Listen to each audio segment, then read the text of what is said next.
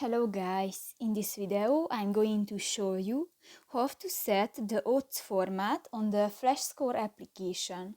But first of all, I just want to mention, please don't forget to subscribe to our channel, because at 100,000 subscribers we are going to show you our YouTube revenue statistics and growth strategy how to make money online. So let's jump into it.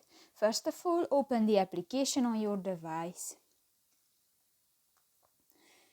Click to the settings icon at the upper right corner of the screen and go to the betting odds section and click to the second option, the odds format. And here you can select Europe, UK, US, Hong Kong, Malay or Indonesian, and just select one and click that and done.